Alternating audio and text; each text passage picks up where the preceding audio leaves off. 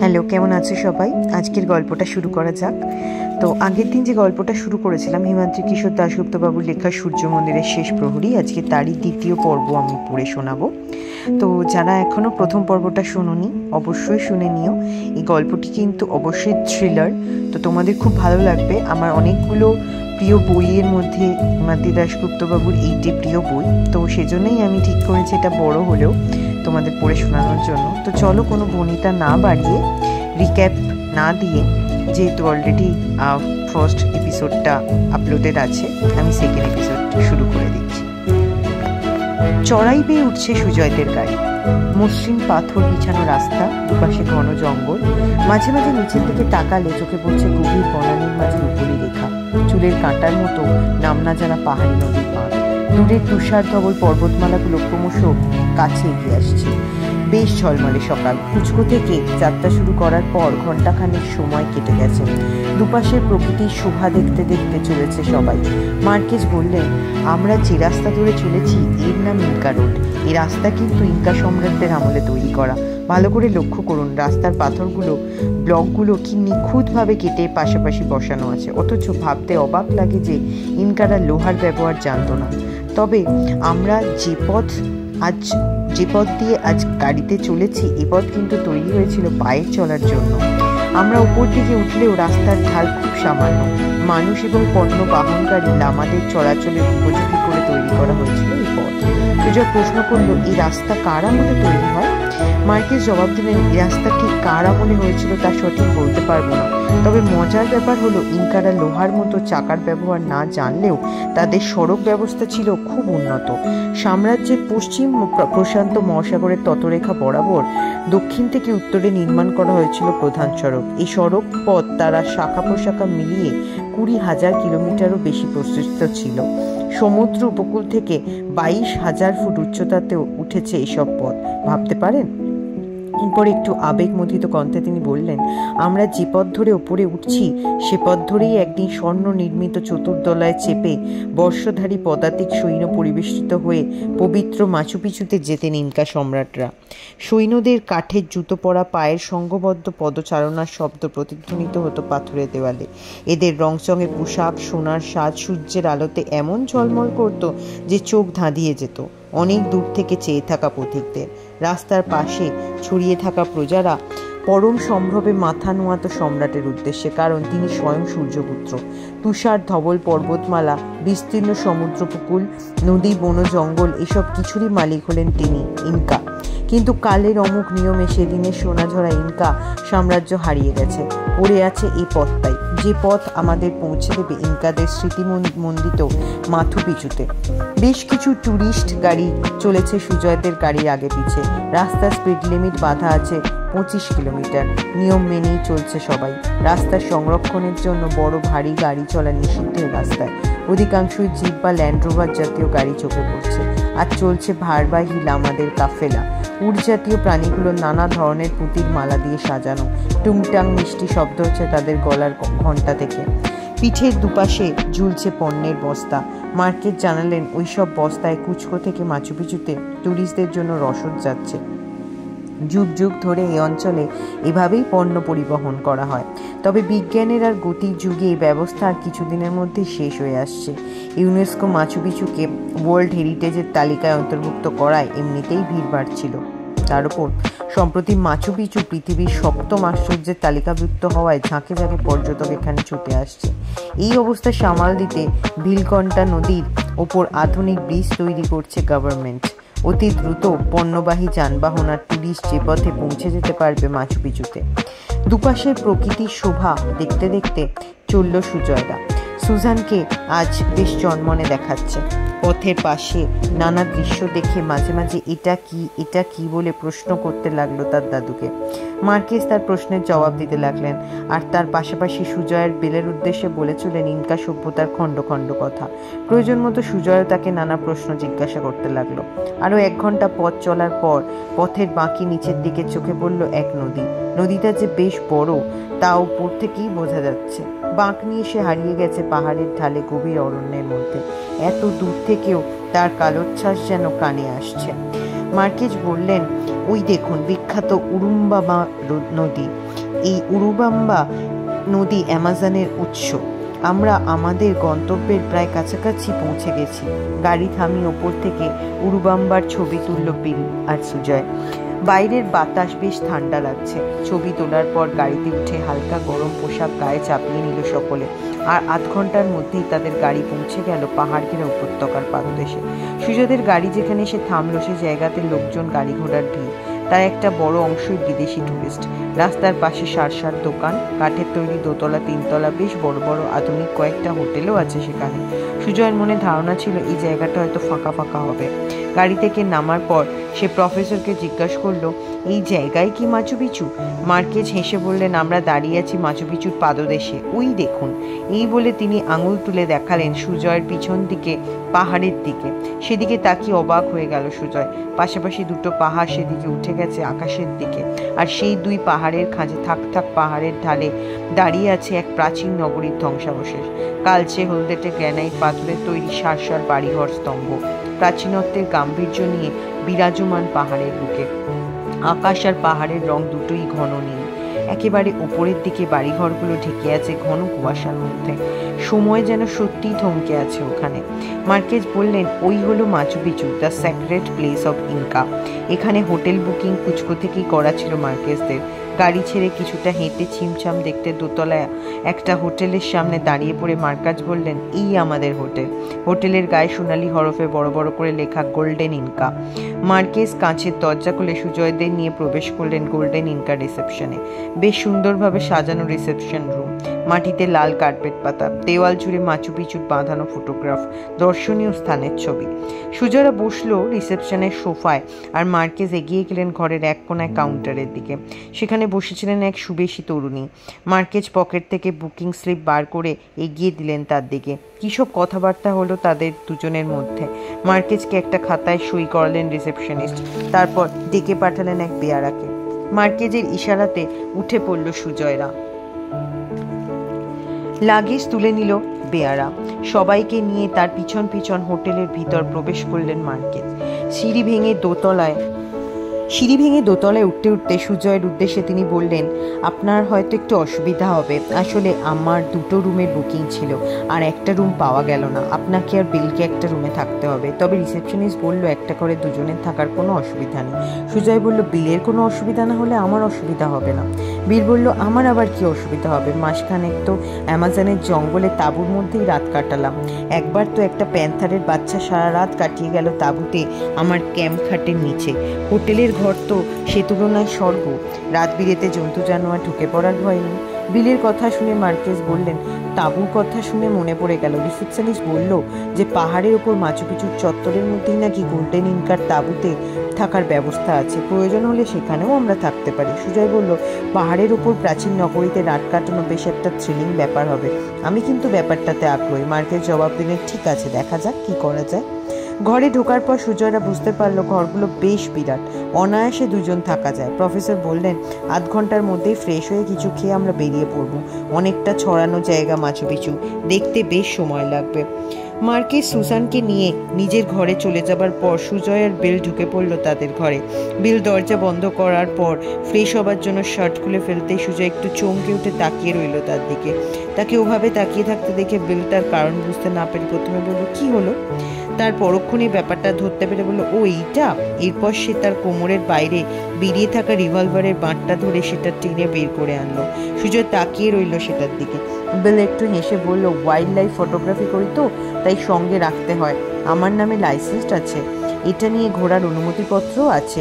বিল রিভলভারটা সুজয়ের হাতে তুলে দিয়ে প্রশ্ন করলো, তুমি রাইফেল রিভলভার চালিয়েছো? জিনিসটা বেশ ভারী। হাতে নিয়ে সেটা ঘুরিয়ে ফিরিয়ে দেখতে দেখতে সুজয় বলল, না, সত্যিকারের রিভলভার এই প্রথম হাতে নিলাম। বিল উত্তর শুনে একটু অবাক হয়ে প্রশ্ন করলো, কেন তুমি সিভিল ডিফেন্সে ট্রেনিং নাওনি? জিনিসটার বিলের কাছে ফিরিয়ে দিয়ে সুজয় জবাব দিল, না।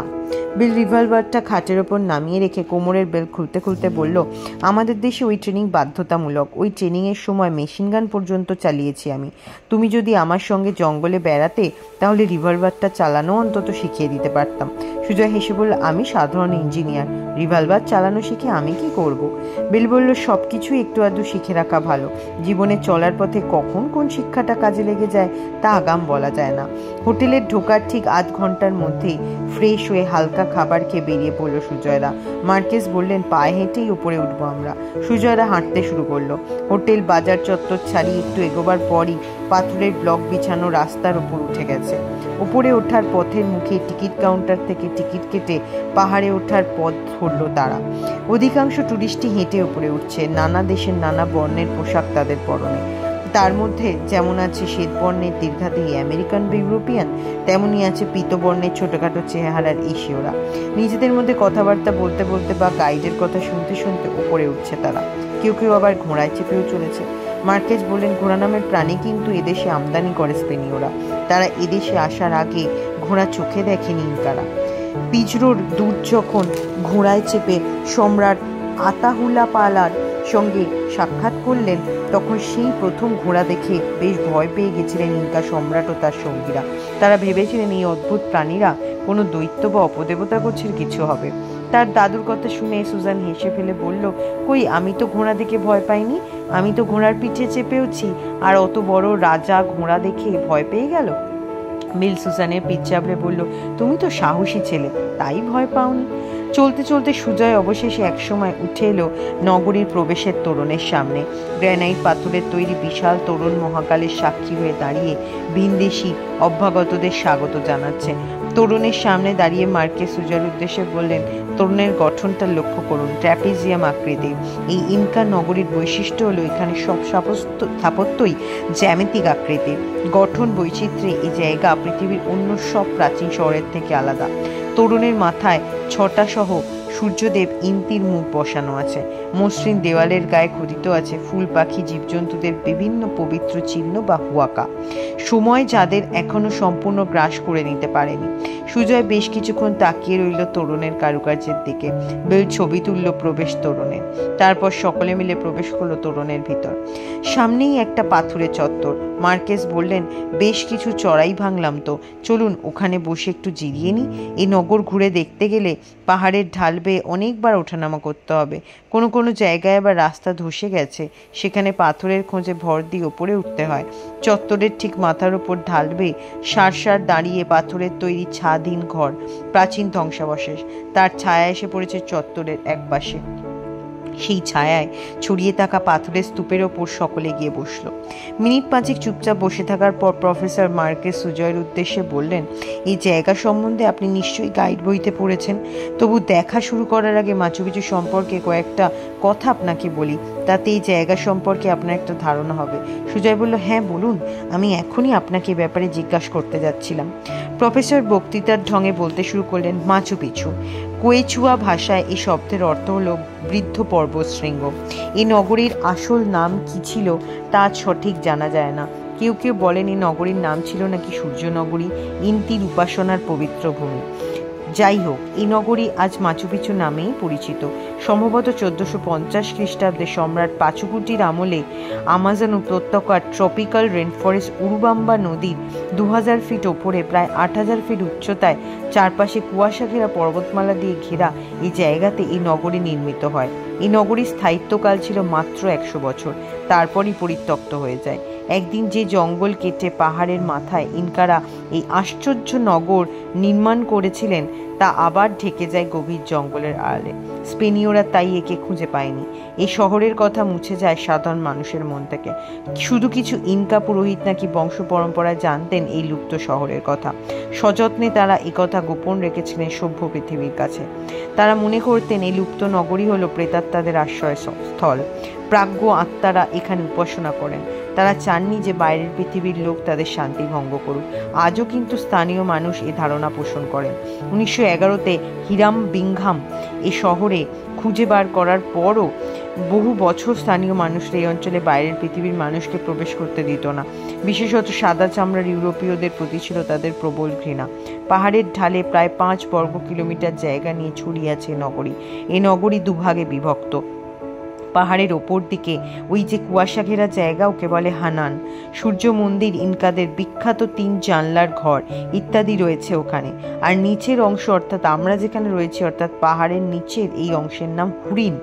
বেশ অনেকটা চত্বর অতিক্রম করে হুরিন থেকে হানানে যেতে হয়। হানান ও হুরিনের প্রায় 250টি স্থাপত্য আছে, তবে হানান অংশের স্থাপত্য বেশি আকর্ষণীয়। এখানে ঘরের সংখ্যা দেখে অনুমান করা হয় খুব বেশি হলে 1000 মতো লোকের বাসস্থান ছিল এখানে। কৃষি ছিল মানুষের প্রধান জীবিকা। সূর্যদেবের উৎসবের সময় বহু মানুষ সমবেত হতেন এখানে। ইনকারা চাকা, লোহা বা লিপির ব্যবহার না জানলেও জ্যোতির্বিজ্ঞানে যে তারা অনেক এগিয়ে ছিল তার বহু প্রমাণ পাওয়া যায়। এই নগরীর বেশ কিছু জ্যামিতিক স্থাপত্য সে প্রমাণ দেয়। এই নগরীর প্রাজ্ঞ ব্যক্তিরা নাকি নির্ভুলভাবে সূর্যের পরিক্রমণের গণনা করতেন এবং তার উপর ভিত্তি করে আবহাওয়ার ভবিষ্যৎবাণীর খবর ছড়িয়ে দিতেন সাম্রাজ্যে। সূর্যনগরীর ভবিষ্যৎবাণীর ওপর নির্ভর করেই পরিলক্ষিত হতো বিশাল সাম্রাজ্যের কৃষিকাজ। একদিকে মাচু পিছু ছিল সূর্যদেব ইন্দির পবিত্র উপাসনা স্থল, অন্যদিকে এই স্থান ছিল কৃষিভিত্তিক ইনকাদের সামাজিক দৈনন্দিন কাজের নিয়ন্ত্রক। কথাগুলো বলার পর উঠে দাঁড়ালেন তিনি। তারপর বললেন, চলুন এবার তাহলে ঘোরা শুরু করা যাক। সুজয়রা ধীরে ধীরে বেড়াতে লাগলো। শতাব্দীর পর শতাব্দী ধরে পাহাড়ের গায়ে ঝড় ঝঞ্ঝা মানুষের লোককে উপেক্ষা করে আজও দাঁড়িয়ে আছে ইনকাদের স্থাপত্য কীর্তিগুলো। সার সার পাথরের তৈরি বাড়িঘর, স্তম্ভ, প্রাচীর। ইনকারা লিপির ব্যবহার জানতেন না। প্রাচীন স্থাপত্যগুলো দেখে বেড়াতে বেড়াতে সুজয়ের মনে হলো এই স্থাপত্যগুলোই ছিল ইনকাদের লিপি। এই লিপি যারা পাঠ করতে জানে তারা জানে কত অজানা কাহিনী লুকিয়ে আছে গ্রানাইট পাথরের তৈরি প্রাচীন স্মারকগুলোর সোনাঝরা ইনকাদের কত স্মৃতি আজও বহন করে চলেছে মুখ ভোতি স্থাপত্যগুলো। পাথরের লেখা ইনকা কাহিনী সুজয় পাঠ করতে না পারলেও তার অভাব পূরণ করে দিতে লাগলেন মার্কেস। দেখতে দেখতে, ঘুরতে ঘুরতে সে কাহিনী তন্ময় হয়ে শুনতে লাগলো সুজয়। তার কথা শুনতে শুনতে একসময় যেন তার চোখের সামনে জীবন্ত হয়ে উঠতে লাগলো এই সূর্যনগরী। সত্যি অপূর্ব, বলেন মার্কেস। সম্ভবত সুজানেরও যাতে বুঝতে অসুবিধা না হয় তার জন্য যথাসম্ভব সহজভাবেই সবকিছু বুঝিয়ে যেতে লাগলেন তিনি। আর বিল পেশাদারি ঢঙে মার্কেজের নির্দেশে ছবি তুলতে লাগলো। মার্কেজ জানালেন, হুরিন অংশ মূলত ছিল আবাসিক স্থল, আর হানান অংশ ছিল ইন্তির উপস্থাপনা স্থল, অর্থাৎ জ্যোতির্গণনার কেন্দ্র। সম্ভবত হুরিনের সবার অনুমতি ছিল না হানান অংশে ওঠার। হানান অংশে শুধু যেতেন প্রাজ্ঞ জ্যোতির্গণনাকারী ও জাদুকর পুরোহিতরা। হানানের কাজকর্মের গোপনীয়তা সযত্নে রক্ষা করা হতো। পুরোহিতরা সেখানে কাজকর্ম সম্পর্কে যতটুকু জানতেন ঠিক ততটুকুই জানতেন সাধারণ প্রজারা। ইনকা সম্রাটরা মাঝে মাঝে আসতেন হানান পরিদর্শনে। তখন তার রক্ষী বাহিনীরও সকলকে হানানে উঠতে দিতেন না সম্রাট। হুরিন অংশ দেখতে ঘণ্টাখানেক সময় লাগলো সুজয়দের। তারপর ধীরে ধীরে তারা পাহাড়ের ঢালে বেশ কয়েকটা চত্বর অতিক্রম করে সিঁড়ি ভেঙে উঠে এলো হানানে। এই জায়গাটা পাহাড়ের মাথায়, অনেক দূর পর্যন্ত চোখে পড়ে এই জায়গা থেকে। 3 দিকে পাহাড়ের সারি, আকাশ আর পাহাড়ের রং নীলে নীল। খাদের নিচ থেকে ভেসে উঠেছে ঘন কুয়াশা। নিচের দিকে তাকালে চোখে পড়ছে উরুবাম্বা নদীর বাঁক, আর পূর্বে পাহাড়ের ঢালে অন্তহীন গভীর জঙ্গল। সে জঙ্গলের শেষ কোথায় এত ওপর থেকেও তা বোঝা যায় না। কুয়াশার একটা আস্তরণ দিগন্ত বিস্তীর্ণ হয়ে ছড়িয়ে আছে জঙ্গলের মাথায়, আর এসব কিছু মাথার ওপর আপন গাম্ভীর্য নিয়ে দাঁড়িয়ে আছে ইনকাদের শ্রেষ্ঠ স্থাপত্য চিহ্ন, হানানের পাথর নির্মিত স্মারকগুলো। আকাশ নির্ভেদ, সূর্যের আলো এসে পড়েছে সৌধগুলোর গায়ে। কয়েকটা বিবর্ণ হয়ে যাওয়া রঙিন পতাকা ঠান্ডা বাতাসে উঠছে। হানানেরও বেশ কয়েকটা ধাপ আছে। 2টো ধাপের মধ্যে ফাঁকা অংশগুলো সবুজ ঘাসের গালিচা মোড়া। লামার দল চলেছে সেখানে। স্মারকগুলোর আশেপাশে ইতিউতি ঘুরে বেড়াচ্ছে টুরিস্টরা। কেউ কেউ আবার বসে বসে জিরিয়ে নিচ্ছে পাথর বা সবুজ ঘাসের ওপর। সুজয়রাও হানানে উঠে বেশ কিছুক্ষণ বিশ্রাম নিল। সঙ্গে আনা কিছু শুকনো খাবারও সেখানে বসেই খেয়ে নিল তারা। তারপর উঠে দাঁড়ালো সৌধগুলো ঘুরে দেখার জন্য। একটু উঁচুতে আঙুল তুলে দেখিয়ে মার্কেস বললেন, আমরা প্রথমে সিঁড়ি বেয়ে ওখানে যাব 3 জানলার ঘর দেখতে। তারপর দেখব সূর্য মন্দির আর ইন্তিহুয়ানাতা। শেষ শব্দটার মানে কি? প্রশ্ন করল সুজয়। সূর্যকে বেঁধে রাখার স্তম্ভ, সংক্ষিপ্ত উত্তর দিলেন প্রফেসর। পাথরের ধাপ বেয়ে সুজয়রা পৌঁছে গেলেন 3 জানলার চত্বরে। খাদের ধারে সার সার দাঁড়িয়ে আছে ঘর। পাথরের তৈরি ঘরগুলো তিনটে করে দেওয়াল, তিনটে জানালা। ঘরের ঢোকার মুখটা ট্র্যাপিজিয়াম আকৃতির, তবে ঘরগুলো ছাদহীন। মসৃণ জানালা, ঘরে ঢোকার মুখটা ট্র্যাপিজিয়াম আকৃতির। মসৃণ দেওয়ালগুলোতে বিভিন্ন হুয়াকা আঁকা আছে, কোথাও ছটা সহ সূর্যের ছবি, কোথাও পুমা, কোথাও লামা, সাপ বা কন্ডর পাখির ছবি। পাথরের তৈরি পাটালি দিয়ে ফুটিয়ে তোলা ছবিগুলো আজও সাক্ষ্য বহন করছে ইনকা শিল্পরতির। ঘরগুলো ঘুরে বেড়াতে বেড়াতে মার্কেস বললেন, একটা জিনিস খেয়াল করেছেন নিশ্চয়ই, যে ঘরগুলো ছাদহীন। আসলে ইনকারা পাকা ছাদ দিত না, হালকা কাঠ, মাদুর অথবা শন জাতীয় জিনিস দিয়ে ছাদ ছাওয়া থাকতো। এইসব ছাদহীন ঘর জ্যামিতিক আকৃতির স্থাপত্য, কিন্তু ইনকা স্থপতিরা নিছক মনের খেয়ালে তৈরি করেননি। আসলে আন্দিজ পর্বতমালার বেশিরভাগ অঞ্চলই ভূমিকম্পপ্রবণ। ভূমিকম্পর হাত থেকে রক্ষা পাওয়ার জন্যই স্থাপত্যগুলো এভাবে নির্মাণ করা হয়েছিল। এখনো এসব অঞ্চলে ভূমিকম্প হয়। নির্মাণ শৈলীর বিশিষ্টতার জন্যই এখানকার এই ঘরবাড়িগুলোকে আজও টিকিয়ে রাখতে পেরেছে। অত বছর আগেও যে ইনকাদের স্থাপত্য ভাবনা এত উন্নত ছিল তা শুনে আশ্চর্য হয়ে গেল সুজয়। সুজানের হঠাৎ তার দাদুকে জিজ্ঞাসা করলো, আচ্ছা, এই ঘরগুলোতে কি প্রেতাত্মারা থাকে? মার্কেস তার কথা শুনে হেসে বললেন, এখানকার মানুষরা তো তাই বলে। তাদের দেখতে কেমন? সুজান আবার প্রশ্ন করলো। মার্কেস বললেন, যদিও আমি তাদের দেখিনি, তবু অনুমানে বলতে পারি তাদের দীর্ঘ চেহারা, গায়ের রং লালচে টামাটে, চওড়া কপাল, মাথায় চুল বিনুনি বাঁধা, পরনে রংচঙে পোশাক, পায়ে কাঠের জুতো, হাতে বর্ষা। তাদের না দেখলে তারা কেমন দেখতে জানলে কিভাবে? দাদুর কথা শুনে জানতে চাইল সুজান। প্রফেসর হেসে বলে দিলেন, আমি তাদের ছবি বইতে দেখেছি। পরপর ঘরগুলোতে ঘুরে বেড়াতে লাগলো সবাই। একটার পর একটা ঘরে কত রকমের যে হুয়াকা রয়েছে তা দেখলে আশ্চর্য হতে হয়। মার্কেস বললেন, হুয়াকা আঁকা তিন জানালা ঘরগুলোকে বলে মিসমা। এই মিসমা স্থাপত্য ইনকার সভ্যতার আর কোথাও দেখা যায় না। বিভিন্ন রকম হুয়াকার বেশ কিছু ছবি তুলল বেল। সারবন্দি শেষ ঘরটার দেখার পর তার বাইরে বেরিয়ে এলো বিল। ফিল্ম শেষ হয়ে গেছে, একটু দাঁড়ান, আমাকে একটা নতুন রোল ক্যামেরায় লোড করতে হবে। এই বলে একটা পাথরের ওপর ক্যামেরাটা কোলে নিয়ে সে বসলো। সুজয়রা যেখানে দাঁড়িয়ে আছে তার থেকে একটু দূরে একদম খাদের কিনারে একলা দাঁড়িয়ে আছে বেশ বড় একটা ট্র্যাপিজিয়াম আকৃতির ঘর। এমনভাবে ঘরটা দাঁড়িয়ে আছে যে দেখে মনে হচ্ছে বাতাসের ধাক্কায় এখনই মনে হয় সে পড়ে যাবে। ঘরের দরজা দেখা যাচ্ছে না, সম্ভবত তার মুখ খাদের দিকে। মার্কেস বিলের কথা শুনে বললেন, ঠিক আছে, তুমি কাজ করো, আমরা খাদের ধারে ওই ঘরটা দেখতে যাচ্ছি। এই বলে সুজয় আর সুজানকে নিয়ে ঘরটার দিকে এগোতে যাচ্ছিলেন তিনি। সুজান বলল, তোমরা যাও, বিল আঙ্কেল কিভাবে ফিল্ম লোড করে দেখবো।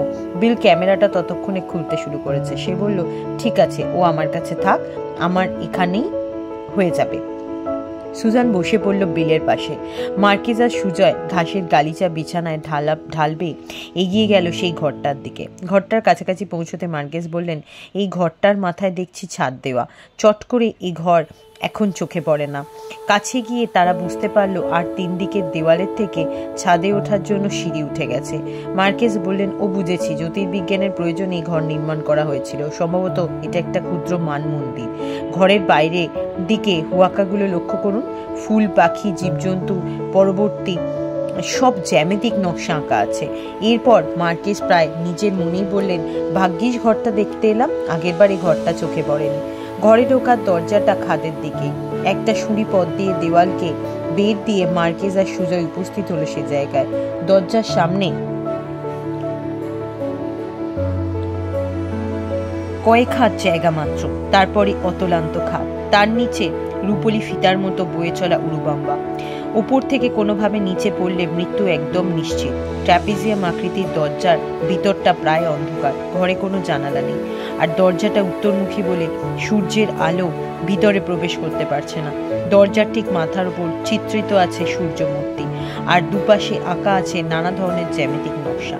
সুজয় লক্ষ্য করল, শতাব্দীর পর শতাব্দী ধরে ঠান্ডা বাতাসে ঝাপটা সহ্য করতে হয় বলেই মনে হয় ঘরটার সামনের দিকের পাথরের দেওয়াল কেমন ক্ষয়ে ক্ষয়ে গেছে। অলঙ্করণগুলো স্থানে স্থানে নষ্ট হয়ে গেছে। মানমন্দির বা ঘর যাই হোক না কেন, এই স্থাপত্য যে অনেক প্রাচীন তাতে কোনো সন্দেহ নেই। কয়েক মুহূর্ত ঘরের বাইরে দাঁড়িয়ে থাকার পর মার্কেস বললেন, চলুন এবার ঘরের ভেতরটা একবার দেখা যাক। তার কথা শেষ হবার প্রায় সঙ্গে সঙ্গে ঘরের ভেতর থেকে একটা অস্পষ্ট শব্দ ভেসে এলো। ভেতরে ঢুকতে গিয়ে থমকে দাঁড়িয়ে পড়ল সুজয়রা, আর তার পরক্ষণেই সেই ঘর থেকে বেরিয়ে এলেন দুজন লোক। তাদের দেখে অবাক হয়ে গেল প্রফেসর মার্কেজ আর সুজয়। লোক দুজনের একজন মিস্টার পিঞ্চিও, আর একজন যেন ছবির বইয়ের পাতা থেকে উঠে আসা কোনো ইনকা পুরুষ। সে দীর্ঘদেহী, উচ্চতায় সুজয় বা বিলের থেকেও লম্বা, অন্তত 6.5 ফুট হবে। তার পরনের রঙিন টিউনিং আর উনকু আর কম্বলের মতো আচ্ছাদনের ইও কালো, কোমরে চওড়া কোমরবন্ধ, একরাশ কালো চুল ঘাড় ছাপিয়ে নিচের দিকে নেমেছে। মাথার ফেটটিতে বেশ বড় দুটো কালো পালক গোজা, মনে হয় বাজ বা ওই জাতীয় কোনো প্রাণীর হবে। লোকটার গলায় বেশ কয়েকটা রঙিন পাথরের মালা, সারা মুখে আর পেশিবহুল বাহুতে আঁকা ছবি উল্কি। সুজয়রা যেমন তাদের দেখে একটু অবাক হলো, পিঞ্চিও যেন বাইরে বেরিয়ে তাদের দেখে মুহূর্তের জন্য একটু থতমত খেয়ে গেলেন। তারপর মার্কেজের উদ্দেশ্যে হেসে বললেন, হাই প্রফেসর, এখানে কখন এসে পৌঁছালেন? মার্কেজ বললেন, এই তো ঘন্টা 3 আগে। হোটেলে মালপত্র রেখে দেখতে বেরিয়ে পড়েছি। পিঞ্চিও বললেন, ও, আমি এখানে পৌঁছেছি বেলা 9টা নাগাদ, তারপর দেখতে বেরিয়েছি। তবে হোটেল নিইনি, এখানে থাকার জন্য তাঁবু পাওয়া যায়, ওতেই থাকবো রাতে। চাঁদের আলোতে পাহাড়ের মাথায় এই প্রাচীন নগরীতে রাত কাটানো নাকি বেশ একটা থ্রিলিং ব্যাপার। সুযোগটা হাতছাড়া করতে চাই না। তাছাড়া ইনিও এখানে থাকবেন। এই বলে পিঞ্চিও তাকালেন তার দীর্ঘকায় সঙ্গীর দিকে। মার্কেজ পিঞ্চিওর সঙ্গীর দিকে তাকিয়ে বললেন, উনি? পিঞ্চিও বললেন, ওহো, পরিচয়টা করিয়ে দেওয়া উচিত ছিল। উনি হলেন করিকাঞ্চা মন্দিরের পুরোহিত, যার কথা আপনাকে কাল বললাম। সুজয় বুঝতে পারল একেই তাহলে কাল তারা দেখেছিল পিঞ্চিওর সঙ্গে। ইনকা পুরোহিত নিশ্চয়ই ইংরেজি বোঝেন, কারণ এরপর তার দিকে তাকিয়ে ইংরেজিতেই মার্কেজ আর সুজয় পরিচয় দিলেন পিঞ্চিও। মার্কেজ করমর্দনের জন্য হাত বাড়ালেন ইনকা পুরোহিতের দিকে, কিন্তু তিনি মার্কেজের দিকে হাত বাড়ালেন না। ডান হাতটা বুকের কাছে আড়াআড়ি ভাবে এনে সামান্য মাথা ঝোঁকালেন মাত্র। সুজয় তাই দেখে মনে হলো সম্ভবত এটা ইনকাদের সম্ভাষণের রীতি হতে পারে। প্রফেসর হাতটা গুটিয়ে নিয়ে তার উদ্দেশ্যে বললেন, আপনার কথা মিস্টার পিঞ্চিও আমাদের বলেছেন। আপনার কাছে আমি কিছু জানতে চাই। কি জানতে চান? একটু যেন সন্দিগ্ধ দৃষ্টিতে মার্কেজকে জরিপ করে ভাঙা ইংরেজিতে গম্ভীর স্বরে বললেন ইনকা পুরোহিত ইলাপ্পা। মার্কেজ বললেন, শুনেছি এখানে আরো বেশ কিছু প্রাচীন নগরী আছে, যার খবর কেবলমাত্র স্থানীয় মানুষরা কেউ কেউ জানেন। বাইরের পৃথিবীর কাছে তা অজানা। ওসব জায়গার খোঁজ নিশ্চয়ই আপনার জানা আছে। মিস্টার পিঞ্চিও বলেছিলেন সেরকম কোনো একটা জায়গাতে কি একটা উৎসবে আপনি যাচ্ছেন। দয়া করে যদি ওরকম কোনো একটা জায়গার সন্ধান আমাকে দেন তাহলে আমার উপকার হয়। মার্কেজের কথা শুনে ইলাপ্পা প্রথমে একবার তাকালেন পিঞ্চিওর দিকে, যেন তার প্রাচীন নগরীতে উৎসবে যাবার কথাটা সুজয়দের কাছে ব্যক্ত করায় পিঞ্চিওর প্রতি অসন্তুষ্ট হয়েছেন তিনি। তার তাকানোর ভঙ্গি দেখে সুজয়ের তাই মনে হলো। এরপর ইলাপ্পা একটু কঠিন স্বরে মার্কেজের উদ্দেশ্যে বললেন, ওসব শহরে খুঁজছেন, আপনি কি করবেন? সোনা খুঁজতে যাবেন? মার্কেজ জবাব দিলেন, না না, সোনা খোঁজার ইচ্ছা আমার নেই। আসলে আমি একটা বই লিখছি, তার প্রয়োজনেই ওই রকম কোনো জায়গায় যেতে চাই আমি। ইলাপ্পা এবার তার কণ্ঠের কঠিনতা ও গাম্ভীর্য বজায় রেখে বলেন, ওসব গোপন নগরীর হদিশ আমরা বাইরের লোককে দিই না। ওসব জায়গা লোকচক্ষুর অন্তরালে লুকিয়ে রেখেছি আমরা। এখানে বাইরের পৃথিবীর মানুষের পা পড়ুক তা চাই না আমরা। কেন? প্রফেসর ইনকা পুরোহিতের কথা শুনে কিছু বলার আগে হঠাৎই নিজের অজান্তে প্রশ্নটা বেরিয়ে এলো সুজয়ের মুখ থেকে। ইলাপ্পা এবার স্থির দৃষ্টিতে একবার তাকালেন সুজয়ের দিকে, তারপর বললেন, ওসব নগরী সূর্যদেব ইন্দির পবিত্র বাসভূমি। সূর্যপুত্ররা ইন্দির সাধনা করলেন সেখানে। তোমরা বিদেশিরা একবার তার সন্ধান পেলে ঝাঁকে ঝাঁকে মানুষ ছুটতে শুরু করবে ওসব জায়গাতে। হারিয়ে যাবে আমাদের উপাসনা স্থল, ঠিক যেমন হলোই মাচু পিচুতে। পৃথিবীর মন থেকে এই পবিত্র স্থান মুছে গেলেও এই নগরীর সন্ধান আমরা ইনকা পুরোহিতরা বংশ পরম্পরায় জানতাম। এখানে ইন্দির উপাসনা আর জাদুবিদ্যা চর্চা করতে আসতেন ইনকা পুরোহিতের দল। তারপর একদিন এক সাদা চামড়া খুঁজে বার করলে শহর, লোকজন এক এক করে আসতে শুরু করলো। এখানে সবকিছু নষ্ট হয়ে গেল। এরপর ইন্দি পূজারী দুর্বোধ্য ভাষায় কি সব যেন বললেন স্বগতোক্তির সুরে, যার বিন্দু বিসর্গ বুঝতে পারল না সুজয়। মার্কেজের ওসব কথা বোধগম্য হলো কিনা তাও সে ধারণা করতে পারলাম না। ইনকা পুরোহিতের কথা শেষ হলে একটু চুপ করে থেকে মার্কেজ তার উদ্দেশ্যে বলেন, আচ্ছা ধন্যবাদ, আপনার সঙ্গে পরিচয় হয়ে ভালো লাগলো। আপনাকে প্রশ্ন করে বিরক্ত করলাম বলে দুঃখিত। ইলাপ্পা কোনো জবাব দিলেন না তার কথায়। আকাশের দিকে তাকিয়ে কি যেন দেখতে লাগলেন। তার দৃষ্টি অনুসরণ করে আকাশের দিকে তাকাতেই সুজয় মার্কেজের চোখে পড়ল তাদের মাথার উপরে আকাশের বুকে ডানা মেলে ভাসছে বেশ বড় আকারের কি একটা পাখি। একমাত্র চিল বা বাজ জাতীয় পাখিরাই ওভাবে স্থির হয়ে বাতাসে ভাসতে পারে। ইনকা পুরোহিত এরপর হঠাৎ তার দীর্ঘ ডান বাহু প্রসারিত করে তুলে ধরলেন আকাশের দিকে, আর তার পর মুহূর্তেই পাখিটি তীর বেগে নিচে নেমে এসে ডানা ছটপট করে বসলো ইলাপ্পার বাহুতে। ইলাপ্পা পাখিটার মাথায় একবার হাত বোলাবার পর সে হাত বেয়ে তার কাঁধে গিয়ে বসলো। সুজয় ভালো করে দেখতে লাগলো পাখিটাকে। সত্যি বেশ বড় পাখি। ছাই রঙা পাখিটার পিঠ ইলাপ্পার মাথার সমান প্রায় উঁচু। তার সবল পায়ের ধারালো নখ, বাঁকানো সব গোল ঠোঁট, সে যে শিকারি করতে তা দেখেই বোঝা যাচ্ছে। ইলাপ্পার ডান কাঁধের ওপর পাখি বসার জন্য সম্ভবত পোশাকের গায়ে একটা চামড়ার পট্টি লাগানো আছে। কাঁধে বসার পর পাখিটা বার দুই সেই চামড়ার পট্টিতে ঠোঁট ঘষে মাথা তুলে তীক্ষ্ণ দৃষ্টিতে তাকালো সুজয়ের দিকে। তার লাল চোখ দুটো হিংস্রতায় মাখা। সেদিকে তাকিয়ে সুজয়ের গাটা কেমন যেন শিরশির করে উঠল। পাখিটার ধারালো নৌক আর ঠোঁট যে কোনো প্রাণীকে মুহূর্তে চিরে ফালা করে দিতে পারে। শিলাপ্পার কাঁধে বসার পর মিস্টার পিঞ্চিওর মনে হয় তার ভয়ে তার পাশ থেকে সরে দাঁড়ালেন। মার্কেজ পাখিটাকে ভালো করে দেখার পর আবার অবাক হয়ে ইলাপ্পাকে জিজ্ঞাসা করলেন, এটা কি পাখি? ইলাপ্পা জবাব দিলেন, কন্ডোরের বাচ্চা।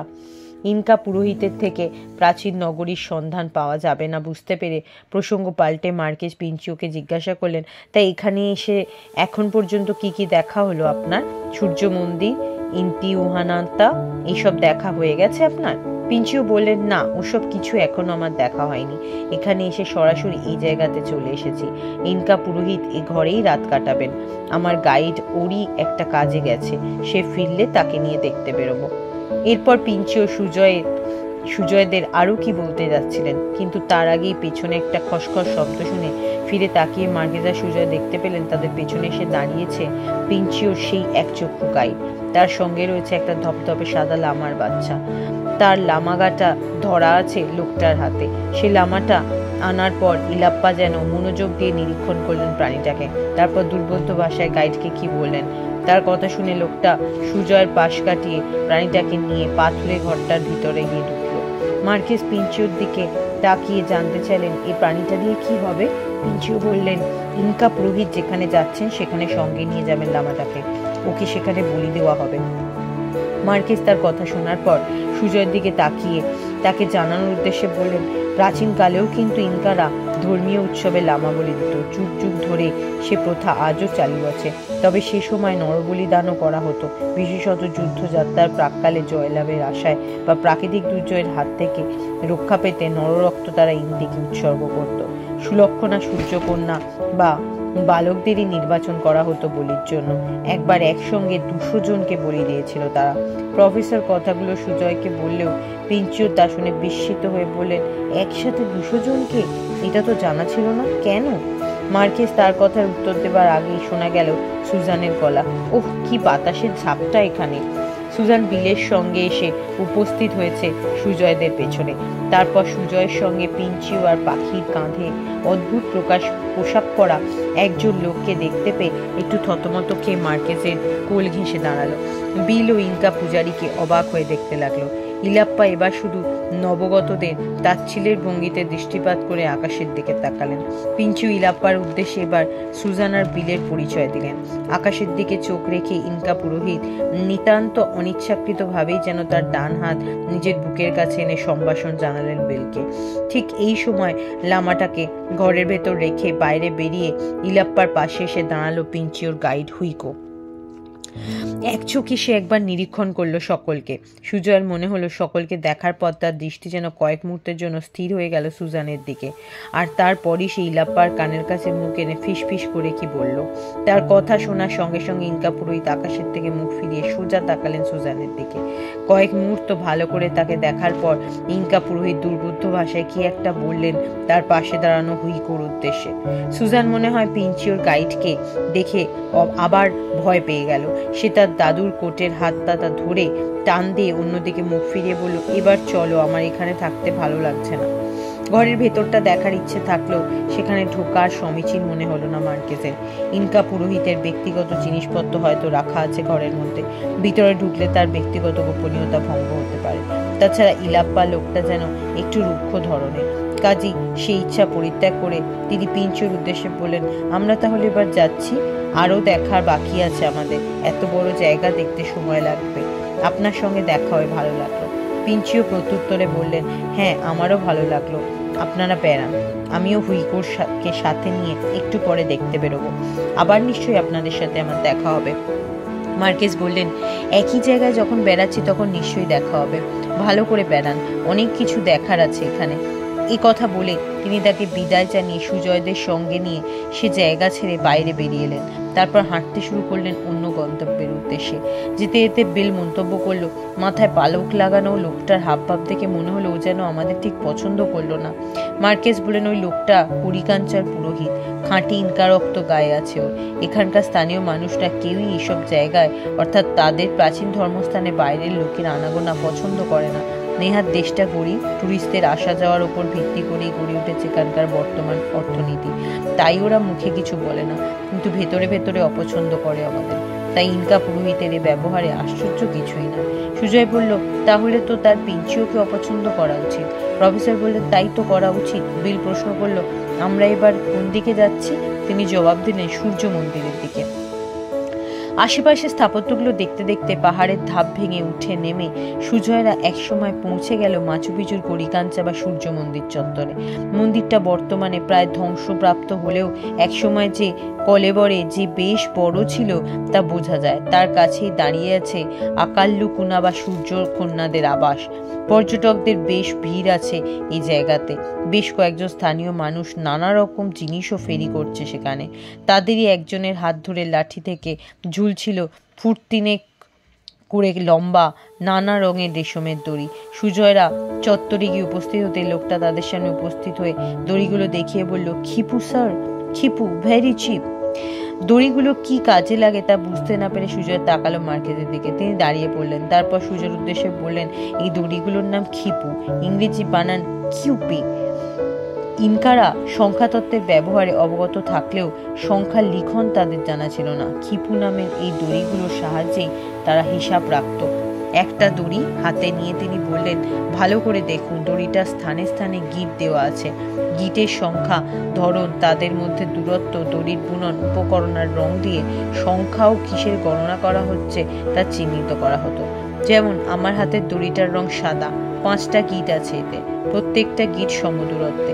সাদা রং নির্দেশ করত লামার সংখ্যা, 5টা গিটের অর্থ 5, আর সমদূরত্বের অর্থ প্রত্যেকের পেছনে একটা শূন্য বর্তমান, অর্থাৎ এই দড়ির সাহায্যে 50টা লামা বোঝানো হচ্ছে। ঠিক এমনভাবে গৃহপালিত পশু বোঝানোর জন্য সবুজ রঙের দড়ি, সৈন্য সংখ্যা বোঝানোর জন্য লাল রঙের দড়ি ইত্যাদি নির্দিষ্টভাবে চিহ্নিত ছিল। এখনো পর্যন্ত প্রায় 200 রকমের খিপু আবিষ্কার হয়েছে। শস্যের হিসাব থেকে শুরু করে জনগণনা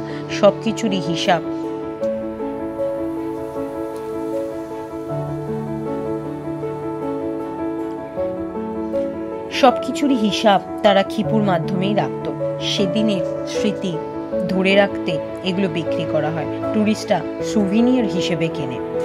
মার্কেজের কথা শোনার পর সুজয় গোটা 2 খিপু কিনল দেশে ফিরে বন্ধুদের দেবে বলে। মার্কেজ বললেন তার প্রত্যেক কটার অর্থ পরে তিনি সুজয়কে বুঝিয়ে দেবেন। এরপর তারা সকলে প্রবেশ করলেন মন্দিরে। কুচকোর মন্দিরের সঙ্গে এই মন্দিরের পার্থক্য হলো এখানকার দেওয়ালের গায়ে খোদিত হুয়াকাগুলো অন্য ধরনের। ফুল, পশু পাখির নকশার পরিবর্তে এখানে দেওয়ালের গায়ে আঁকা আছে বিভিন্ন ধরনের জ্যামিতিক নকশা। মার্কেজ জানালেন এই আঁকজোগুলোকে সম্ভবত বিভিন্ন ঋতুতে সূর্যের গতিপথের অঙ্কন হিসেবে ব্যবহার করা হতো। এছাড়াও বিভিন্ন আকারের স্তম্ভ, অদ্ভুত জ্যামিতিক স্থাপত্য রয়েছে এখানে। মন্দিরের ভেতরে কোনো বিগ্রহ নেই। কোনো পণ্ডিতের নাকি অভিমত এই জায়গা আসলে ছিল মান মন্দির।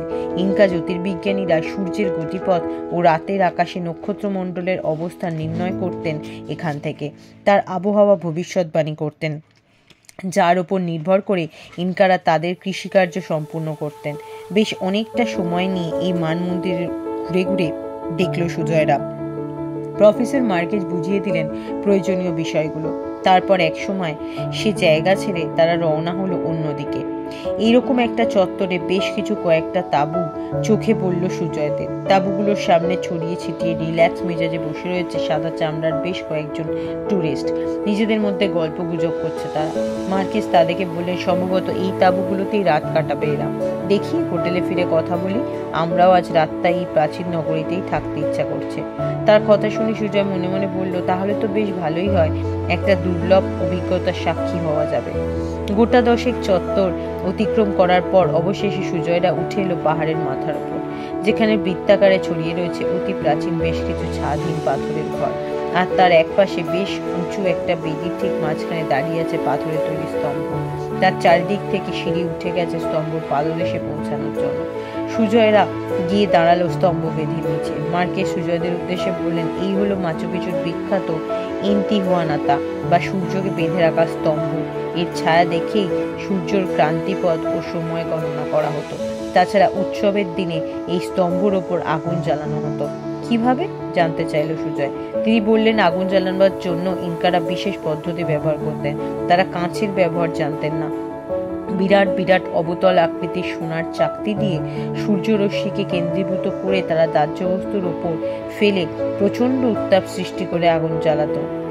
এই অবতল চাকতিগুলো যেখানে আগুন জ্বালানোর হতো তার চারপাশে অনুচ্চ স্তম্ভের গায়ে এমনভাবে লাগানো থাকতো যে উলম্বভাবে নড়াচড়া করা যায়। এরপর একটু থেমে তিনি বললেন, এই পদ্ধতিতে স্তম্ভর গায়ে বেঁধে অপরাধী বা সাদা চামড়ার বিদেশিদের সূর্যরশ্মি দিয়ে পুড়িয়ে মারা হতো। বিল তার কথা শুনে বলল, হ্যাঁ, এরকম ব্যাপার কোনো একটা বইতে পড়েছিলাম। সুজান বলল, হ্যাঁ, আমিও পড়েছি টিনটিনের গল্পে।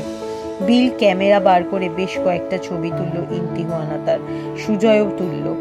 তারপর বিল সিঁড়ি বেয়ে বেদির ওপরে উঠে চারপাশে তাকিয়ে নিচে দাঁড়ানো সুজয়ের উদ্দেশ্যে বলল, এখানে উঠে এসে তোমার ক্যামেরার ছবি নাও।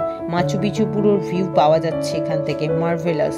তার কথা শুনে সুজয়ও সিঁড়ি বেয়ে উপরে উঠে এলো। মার্কেজ আর সুজান দাঁড়িয়ে রইল নিচে। সত্যি বেদির ওপর দাঁড়িয়ে নিচের দিকে তাকালে প্রাচীন নগরীর প্রায় সম্পূর্ণটাই চোখে পড়ছে। পাহাড়ের ধাপে ধাপে ছড়িয়ে ছিটিয়ে রয়েছে পবিত্র ইনকা নগরীর চিহ্ন। সূর্য পশ্চিমে হাঁটতে শুরু করেছে। নগরীর এক অংশ পড়েছে পাহাড়ের ছায়া। তবে পূর্ব দিকের জঙ্গলে মাথায় কুয়াশার আস্তরণ এখন আর নেই। সেদিকে অনেক অনেক দূরে নীল আকাশের বুকে চোখে পড়ছে নাম না জানা পর্বতশৃঙ্গ। সুজয় ওপর থেকে পাহাড়ের ঢালে দাঁড়িয়ে থাকা নগরীর বেশ কয়েকটা ছবি তুলল। বিল প্রফেশনাল ফটোগ্রাফার। সে ক্যামেরা এক হাতে চোখের সামনে তুলে ধরে অন্য হাতে ক্যামেরার জুমটা ঘুরিয়ে কিভাবে তুলল ছবিটা ভালো হবে তা বোঝার চেষ্টা চালাচ্ছিল। ক্যামেরা ঘোরাতে ঘোরাতে হঠাৎ থমকে গিয়ে লেন্সে চোখ রেখে সে বলল, আরে ওই লোকটা ওখানে কি করছে?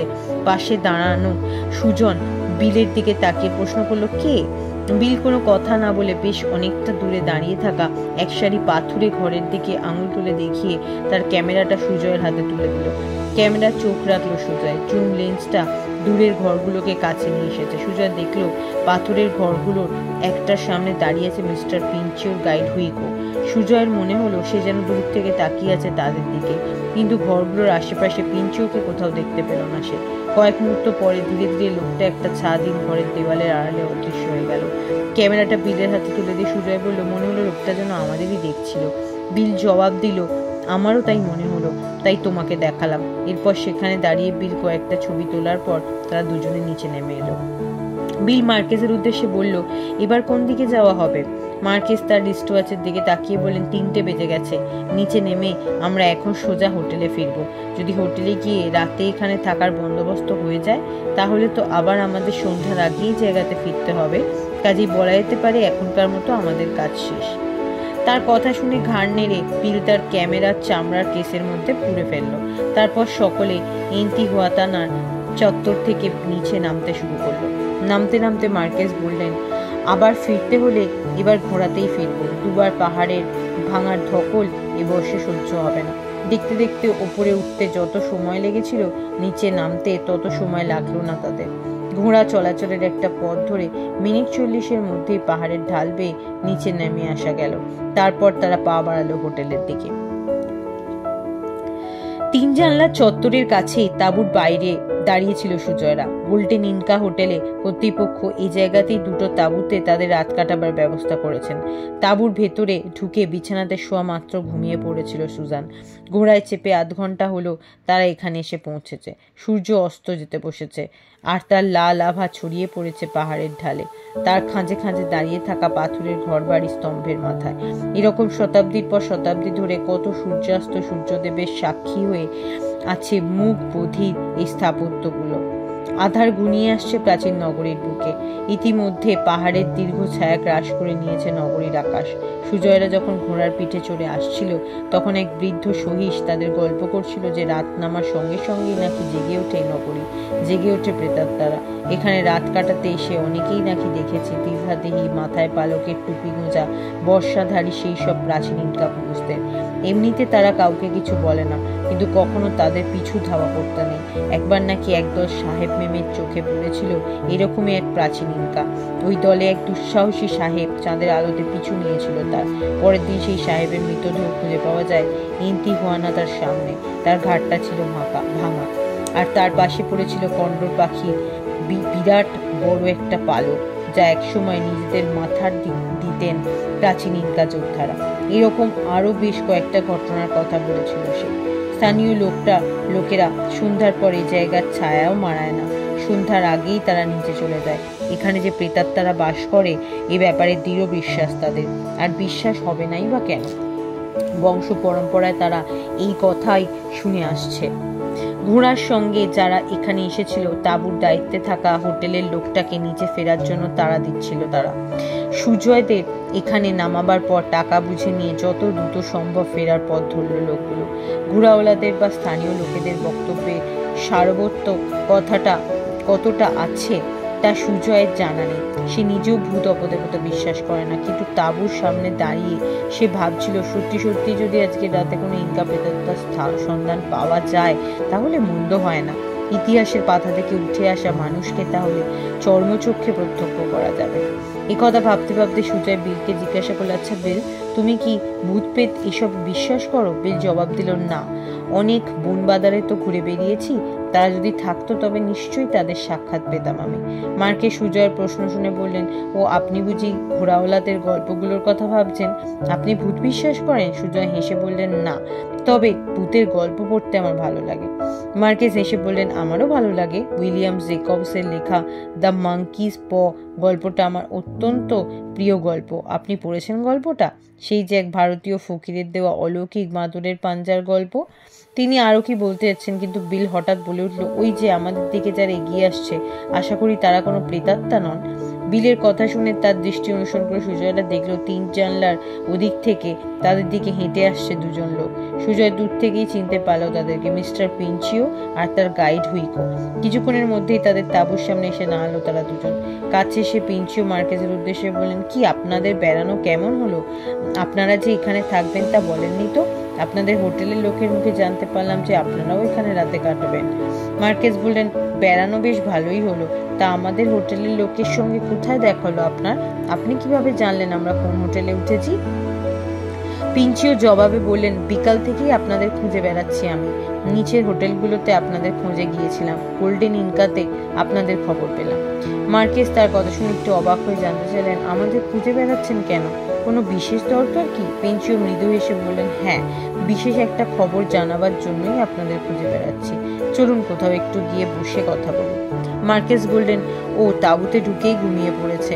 সারাদিন অনেকের ধকল গেছে ওর ওপর। চলুন কোথাও একটু বসে কথা বলি। বসার পর পিঞ্চিও মার্কেজের উদ্দেশ্যে বলেন, আপনার জন্য একটা খবর আছে। আপনি তো অজানা প্রাচীন শহরের খোঁজ করছেন। পুরোহিত ইলাপ্পা আপনাদের তার খবর না জানানোতে বেশ খারাপ লাগছিল আমার। আপনারা চলে আসার পর আমি তাকে বোঝালাম আপনার উদ্দেশ্য সম্বন্ধে। কত দূর থেকে আপনারা এখানে এসেছেন এই সুমহান সভ্যতাকে প্রত্যক্ষ করার জন্য, ইলাপ্পাদের পূর্বপুরুষদের গৌরব গাথা আজকে পৃথিবীর কাছে তুলে ধরার জন্য। আপনারা এসেছেন এক মহৎ উদ্দেশ্য নিয়ে। এদেশের সভ্যতা সংস্কৃতিকে কলুষিত করতে আপনারা আসেননি, এসেছেন ইনকাদের প্রাচীন ঐতিহ্যের প্রতি সম্মান জানাতে। তাছাড়া আমরাও এরকম কোনো প্রাচীন নগরী খুব ঘুরে দেখার ইচ্ছা। একা তো ওইসব জায়গাতে যাওয়া যায় না। ইলাপ্পার কাছ থেকে সন্ধান পেয়ে আপনারা যদি ওরকম কোনো নগরীতে যান তাহলে আমিও আপনাদের সঙ্গী হতে পারি। অনেক বোঝাবার পর শেষ পর্যন্ত ইনকা পুরোহিত রাজি হলেন এক প্রাচীন নগরীর সন্ধান দিতে। আর এই খবরটা জানাবার জন্যই আপনাদের খুঁজে বেড়াচ্ছি আমি। একটানা কথাগুলো বলে থামলেন মিস্টার পিঞ্চিও। তার কথা শুনে উৎফুল্ল হয়ে মার্কেস বললেন, তাই নাকি? ইনকা পুরোহিত সেই নগরীর ব্যাপারে আরো কিছু বলেছেন নাকি আপনাকে? কোথায় সেই নগরী? কিভাবে যেতে হয়? পিঞ্চিও তার চোখ থেকে পার্কল খুলে নিয়ে বললেন, লীলাপ্পা যেখানে যাচ্ছেন সেখানে ইনকা পুরোহিত ছাড়া সাধারণ ইনকাদেরও প্রবেশ নিষেধ। কিন্তু তার যাত্রাপথে আরও এক প্রাচীন নগরী আছে, যার সন্ধান বাইরের পৃথিবী জানে না। গভীর জঙ্গলের মধ্যে লুকিয়ে আছে সে নগর। পাহাড়, নদী, জঙ্গল পার হয়ে 3 দিন সময় লাগে সেখানে যেতে। ওখানে যারা বাস করে খাঁটি ইনকা রক্ত নাকি বহমান তাদের শরীরে। গত 300-400 বছরের মধ্যে ইনকা পুরোহিতরা ছাড়া কোনো সভ্য পৃথিবীর মানুষ সেখানে পদার্পণ করেননি।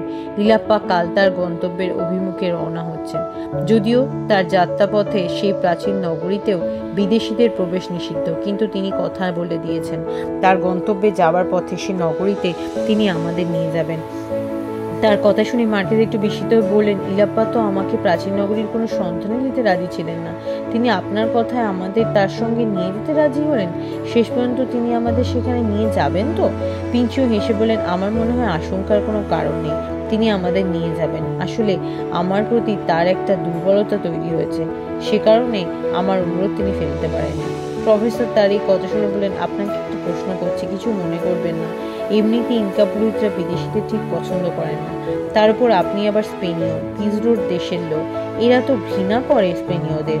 এর পরিবর্তে আপনার প্রতি তার দুর্বলতা জন্মালো কিভাবে? মার্কেজের প্রশ্নের জবাবে পিঞ্চিও বললেন, এর পেছনে বিশেষ একটা কারণ আছে। আপনাকে তো বলেছি আমার কিউরিওর ব্যবসা। যে দেশেই যাই আমি সেখানে কিউরিও শপে একবার ঢু মারি। লিমার এক কিউরিও শপ থেকে একটা টুমি কিনেছিলাম আমি। কিনেছিলাম বাণিজ্যিক প্রয়োজনে। আজ সকালে গাড়িতে মাচু পিছু আসার পথে গাড়ির সেটা লীলাপ্পাকে দেখাতেই তিনি চেয়ে বসলেন আমার কাছে। তার নাকি একটা ও জিনিস ভীষণ প্রয়োজন, অর্থাভাবে কিনতে পারছেন না। তার কথা শুনে শেষ পর্যন্ত টুমিটা আমি তাকে উপহার দিয়েছি। এই কারণে তার আমার প্রতি দুর্বলতা জন্মে গেছে। মার্কেস শুনে অবাক হয়ে বললেন, টুমিটা কি ইনকা আমলের? এমন একটা দুর্মূল্য জিনিস আপনি হাতছাড়া করলেন? তিনি বললেন, না, ওটা ইনকা আমলের নয়, রেপ্লিকা, তবে গোল্ড প্লেটেড। $1000 দাম নিয়েছিল। আমাদের পূর্বপুরুষরা তো অনেক কিছু এদেশ থেকে নিয়ে গেছিল।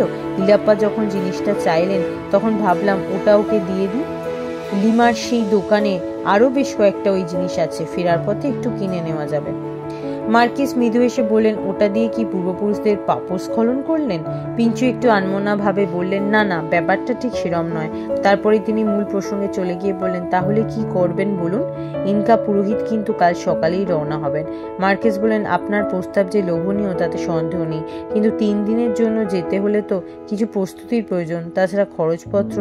তাকে কথা শেষ করতে না দিয়ে স্পেনীয় ব্যবসায়ী বললেন, ওসব ব্যাপার নিয়ে আপনাকে ভাবতে হবে না। ওখানে যেতে হলে হোটেল, ট্যাক্সি বা এয়ার টিকিটের তো বুকিং লাগবে না। পদব্রজেই আমাদের যেতে হবে। আমার গাইড হুইকো খুব কাজের লোক। আপনি রাজি থাকলে রসদপত্র যা লাগবে আজ রাতের মধ্যেই ও জোগাড় করে নেবে। শুধু আপনার মতামতের অপেক্ষা।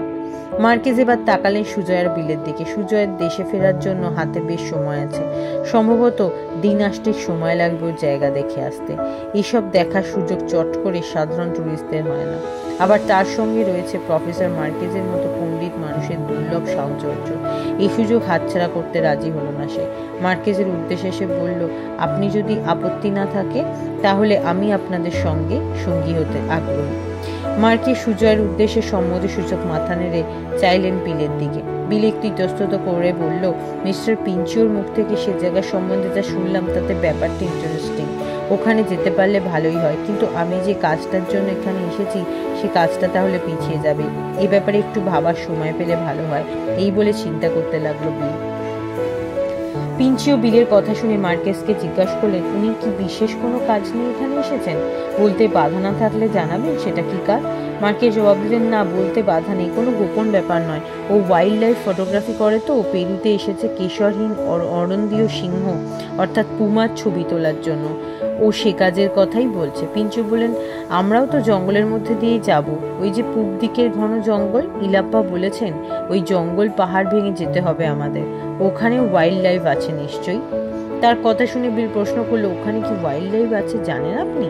তিনি জবাব দিলেন, তা জানি না, কিন্তু গাইড বইতে লেখা আছে দেখলাম এই অরণ্য অ্যামাজন অববাহিকা পর্যন্ত বিস্তৃত।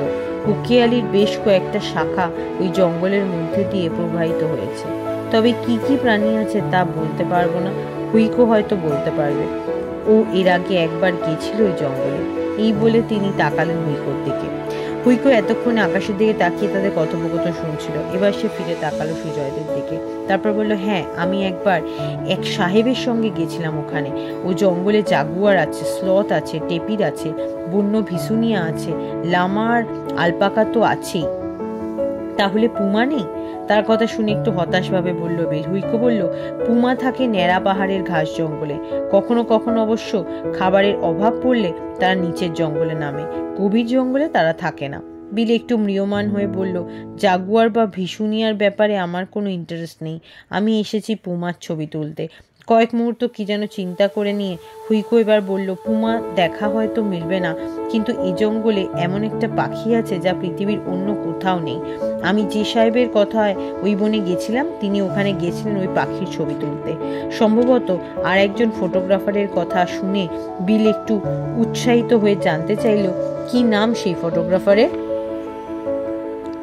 যিনি ছবি তুলতে গেছিলেন? বিলের কথায় জবাব দেওয়ার আগেই যেন ইতস্তত করল হুইকো। তারপর পাথরের চোখটা কোটরে বসিয়ে নিয়ে বিলের দিকে তাকিয়ে বলল, সেই সাহেবের নাম ছিল নিক কাটার। তিনি কোরাংকেঙ্কুর ছবি তুলতে গেছিলেন। হুইকোর কথা শোনার সঙ্গে সঙ্গে হঠাৎ লাফিয়ে উঠে দাঁড়ালো বিল।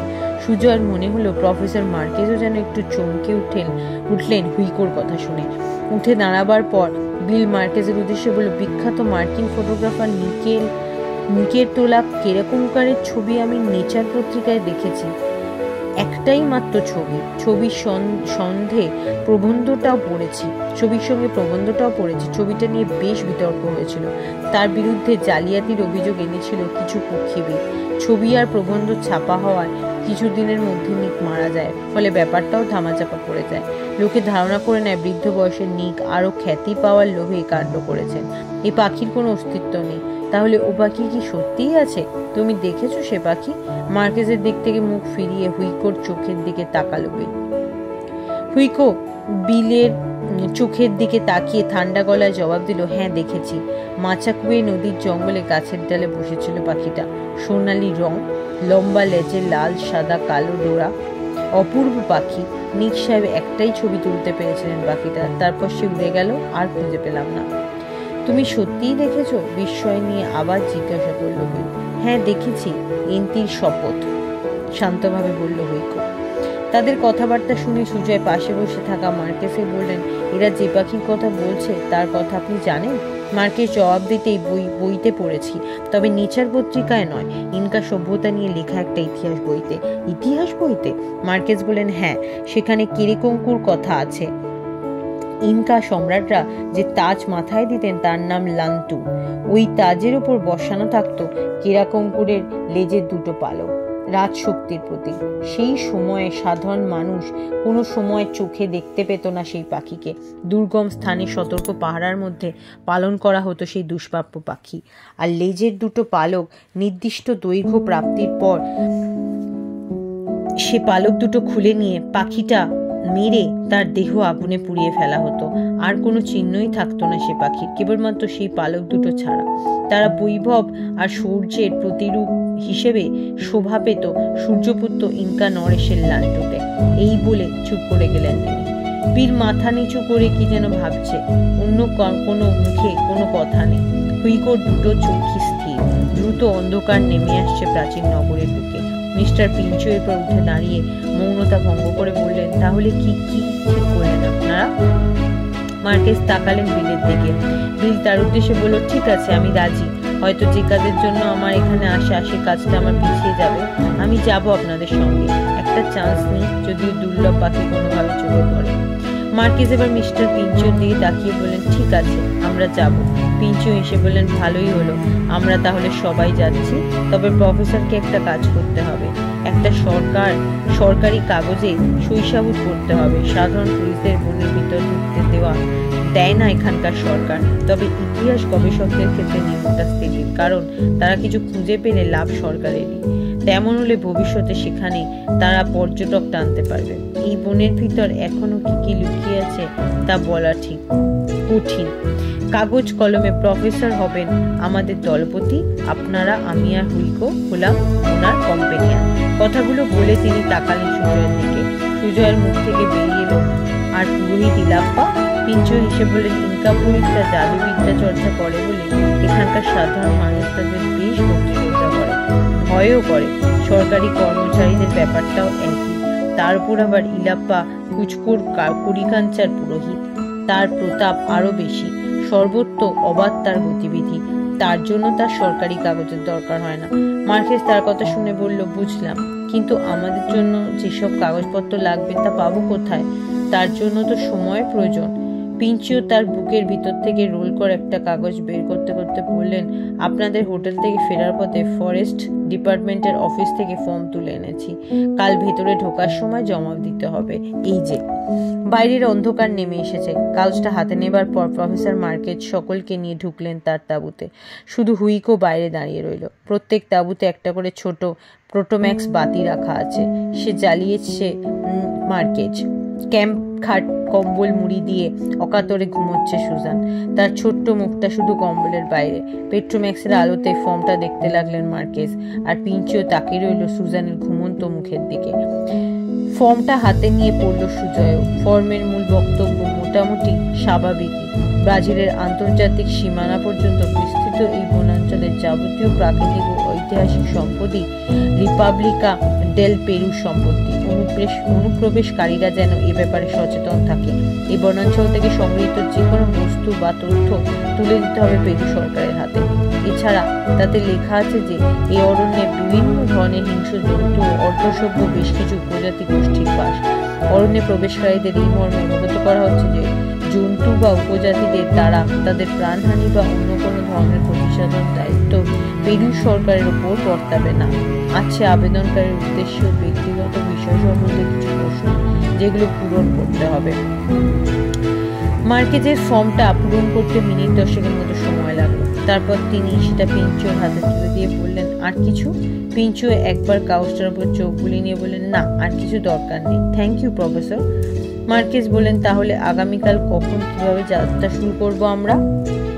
তিনি উত্তর দিলেন, এখানে ইন্তিহুয়ানাতা বলে একটা স্তম্ভ আছে, জানেন নিশ্চয়ই। কাল সকাল 7টার সময় ওর নিচেই মিলিত হব আমরা।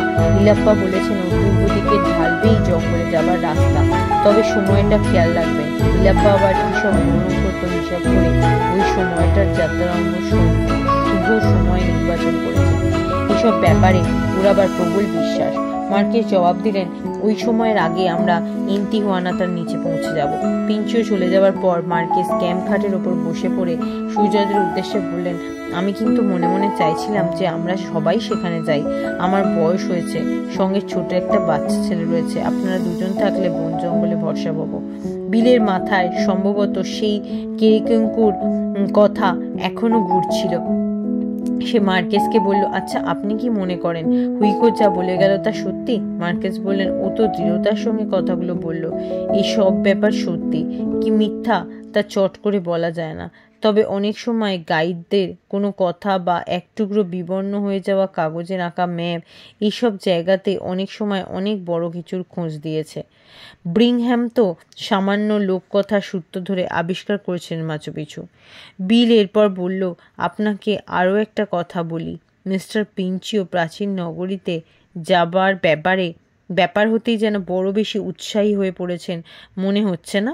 ইনকা পুরোহিতকে রাজি করানো, আমাদের খুঁজতে আসা, কাল যখন এই প্রসঙ্গে ওর সঙ্গে আপনার কথা হলো তখন তো এই উৎসাহ দেখিনি। এই ব্যাপারটা কিন্তু সুজয়েরও মনে হয়েছিল। মার্কেজ বিলের কথা শুনে কয়েক মুহূর্ত চুপ করে থাকার পর বললেন, এই কথাটা অবশ্যই তুমি ঠিক বলেছ, এই কারণ আমি বলতে পারবো না। তারপর তিনি একটু লঘুভাবে বললেন, ওর দেহে স্পেনীয় রক্ত আছে তো। একসময় পূর্বপুরুষরা পালতোলা নৌকায় মহাসমুদ্র পাড়ি দিত নতুন দেশের খোঁজে, সোনার সন্ধানে। হয়তো ভেবেছে কোনো হারানো নগরীর সন্ধান পেলে সেখানে সোনার খোঁজও পাওয়া যেতে পারে। আর তা না পাওয়া গেলে পিজরোর মতো আবিষ্কারক হিসেবে অন্তত ইতিহাস বইতে তার স্থান হতে পারে। বিলও এবার লঘুভাবে বলে উঠল, ইতিহাস বই মানে কি আপনার লেখা বই? তাহলে দেখবেন আবিষ্কারক হিসেবে আমার নামটা যেন সেখানে বাদ না হয়ে যায়। তবে আপনার বই লেখার আগে প্রাচীন নগরী খুঁজতে গিয়ে আমারই আবার ইতিহাস হয়ে যাব না তো? বিলের রসিকতায় হেসে উঠলেন মার্কেজ, হেসে উঠল সুজয় আর বিল নিজেও। হাসি থামার পর সুজয় মার্কেজের কাছে জানতে চাইল, মিস্টার পিঞ্চিও, ইনকা পুরোহিতকে তুমি বলে যে জিনিসটা দিয়েছে সেটা আসলে কি? কোনো অলংকার বা জাদুদণ্ডের মতো দেখতে কিছু? প্রফেসর জবাব দিলেন, তুমি হলো পুতো ছুরিকা, ছোট আকৃতির দেখতে হয়, সোনার, তবে তৈরি এই ছুরি দিয়ে প্রাচীনকালে লামা বলি দেওয়া হতো ইন্তির উদ্দেশ্যে। ধর্মীয় উৎসবে এখনও টুমির সাহায্যেই লামা বলি দেওয়া হয়। এরপর একটু থেমে তিনি বললেন, জাদুকর ইনকা পুরোহিতরা টুমির সাহায্যেই লামার বুক ছিঁড়ে হৃৎপিণ্ড বাইরে বের করে আনতেন। তারপর তখনও স্পন্দিত সেই হৃৎপিণ্ড হাতের মুঠোতে ধরে ভবিষ্যৎবাণী করতেন। ইনকা পুরোহিতদের কাছে টুমি জিনিসটা তাই মূল্যবান। এরপর শুরু হলো ইনকা পুরোহিতদের জাদুবিদ্যা নিয়ে গল্প। কিভাবে ইনকা পুরোহিতরা লামার হৃৎপিণ্ড, মাকড়সা, টিকটিকি, ব্যাঙ ইত্যাদির সাহায্যে ঝড়, বৃষ্টি, খরা ইত্যাদি সম্বন্ধে ভবিষ্যৎবাণী করতেন, কিভাবে তারা সম্রাটের ওপর প্রভাব বিস্তার করতেন, এসব গল্প। বক্তা অবশ্য মার্কেজ, শ্রোতা বিল আর সুজয়। প্রায় 1 ঘন্টা গল্প করার পর তাঁবুর বাইরে এসে দাঁড়ালো তারা। ততক্ষণে চাঁদ উঠেছে। পূর্ণিমার আকাশ না হলেও বেশ উজ্জ্বল আলো। সেই আলোতে বিধৌত পাহাড়ের ঢালে দাঁড়িয়ে থাকা প্রাচীন ইনকা নগরীর ধ্বংসাবশেষ, পাথরের স্তম্ভ, প্রাচীর, ছাদহীন ঘরগুলো যেন আরও বেশি রহস্যময় হয়ে উঠেছে চাঁদের আলোয়। কোথাও কোনো শব্দ নেই। পর্যটকদের কোলাহল সূর্য ডোবার অনেক আগেই থেমে গেছে। শুধু এক বুক কথা নিয়ে দাঁড়িয়ে আছে মুখ ও ম্রিয়মাণ প্রাচীন সৌধগুলো। সুজয় প্রফেসরের কাছে শুনেছে যে ইনকারা বিশ্বাস করতেন সোনা হলো সূর্যদেবের ঘর্ম আর রূপা হলো চন্দ্রদেবের অশ্রু। তার মানে হলো চাঁদের করুণা যেন সত্যি রূপলি অশ্রু হয়ে ঝরে পড়ছে মাচু পিচুর বুকে। কারো মুখে কোনো কথা নেই। বিল শুধু একবার অস্ফুট স্বরে বলল, বিউটিফুল। তাঁবুর কিছুটা দূরে একটা খাদ। চাঁদের আলোতে নিচের হরিণ চত্বরকে ভালোভাবে দেখার জন্য তার দুটোকে পিছনে ফেলে পায়ে পায়ে সুজয়রা এগিয়ে গিয়ে দাঁড়ালো খাদের ধারে। খাদের নিচে ঘুমিয়ে আছে হরিণের পাথুরে সৌধগুলো। মৃত নগরীতে কোথাও কোনো জনপ্রাণী নেই। শুধু একটা ঘাসে ঢাকা চত্বর, নড়াচড়া করছে বেশ কয়েকটা সাদা বিন্দু লামার দল। কাল ভোরের প্রতীক্ষা, সম্ভবত ওদের মালিক ছেড়ে রেখে গেছে প্রাণীগুলোকে। কিছুক্ষণ নিচের দিকে তাকিয়ে থাকার পর সুজয় মাথা তুলে তাকালো ওপর দিকে। তাদের সামনেই কিছু দূরে আকাশের বুকে মাথা তুলে দাঁড়িয়ে আছে একটা পাহাড়। ওর নাম হুয়ানু পিছু। তার মাথার ওপর নির্মেঘ আকাশের ফুটে উঠেছে অসংখ্য নক্ষত্ররাজি। ঠিক কেউ যেন মুঠো মুঠো আলোকবিন্দু ছিটিয়ে রেখেছে আকাশের দিকে। নিচে চন্দ্রস্নাত মাথুপিছুর মতো মাথার ওপরে সেই দৃশ্যও কম সুন্দর না। কিছুক্ষণ চুপ করে থাকার পর মার্কেস আকাশের এক জায়গায় আঙুল তুলে দেখিয়ে বললেন, ওই যে উত্তর দিকে নক্ষত্রমণ্ডলী দেখছেন, ওর নাম ভালো পেকুলা নক্ষত্রমণ্ডল। এ নাম ইনকাদেরই দেওয়া। এ নামের অর্থ হলো শ্রীগাল নক্ষত্রমণ্ডল। ইনকা জ্যোতিষবিজ্ঞানীরা এমনই নির্মেঘ আকাশের রাতে এই মাচু পিছুর মানমন্দির থেকে নক্ষত্রমণ্ডলীর অবস্থান পর্যবেক্ষণ করতেন। খালি চোখে নক্ষত্র পর্যবেক্ষণের সূচনা করে ইনকারা। তবে তারা নির্দিষ্ট কোনো নক্ষত্রের অবস্থান পর্যবেক্ষণ করতেন না, নক্ষত্রমণ্ডলীর গতিবিধি পর্যবেক্ষণ করতেন। তাদের চোখে দৃশ্যমান নক্ষত্রপুঞ্জকে বিভিন্ন প্রাণীর আকারে কল্পনা করতেন তারা, এবং সেই মর্মে তাদের নামকরণও করেছিলেন। ভালো পেকুলা বা শ্রীগাল, মাচাকুয়ো বা সর্প, উনালা মাচা বা ছোট লামা, কন্ডোর, পিউমা এ জাতীয় সব নাম। বিভিন্ন ঋতুতে এখান থেকে খালি চোখে যত নক্ষত্রমণ্ডলী দৃশ্যমান তাদের সব কটিকে চিনতেন প্রাচীন জ্যোতির্বিজ্ঞানীরা। কোনো নক্ষত্রমণ্ডলীর কোথায় অবস্থান, কিসের আগমন বার্তা সূচিত করছে তা তারা জানিয়ে দিতেন কুচকো নগরীর সম্রাটের কাছে। এই কথা বলার পর মার্কেজ বেশ কিছুক্ষণ ধরে সুজয়দের একে একে চিনিয়ে দিতে লাগলেন কোনটা কোন নক্ষত্রমণ্ডলী। তার কথা শুনে সুজয় বুঝতে পারল প্রফেসর ব্যুৎপত্তি শুধু ইনকাদের ইতিহাস সীমাবদ্ধ নয়, জ্যোতির্বিজ্ঞানেও বেশ কিছুটা জ্ঞান আছে ভদ্রলোকের।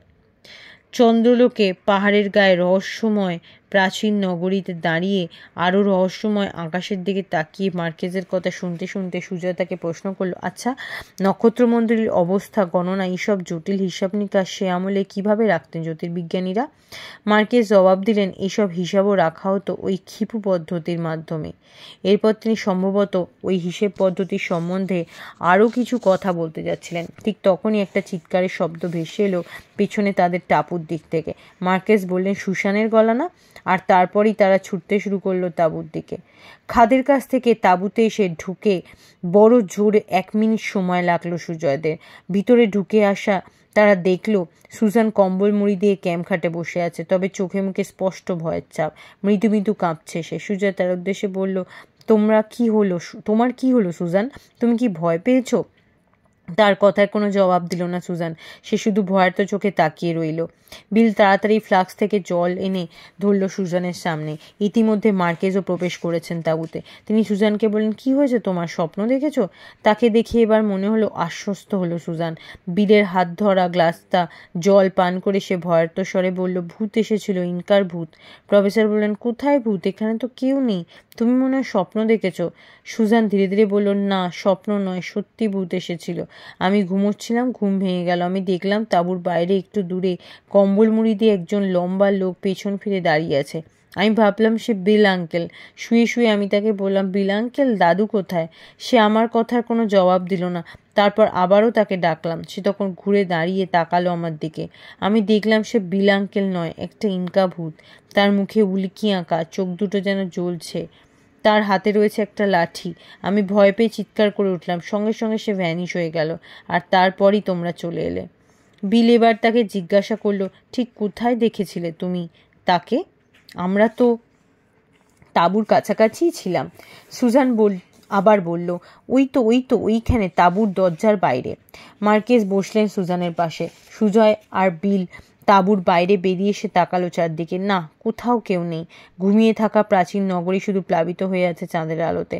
ভালো করে চারপাশ একেবারে দেখে নেবার পর বিল বলল, এখানে আসার পথে ঘোড়াওয়ালা ইনকা ভূতের গল্প বলেছিল তো?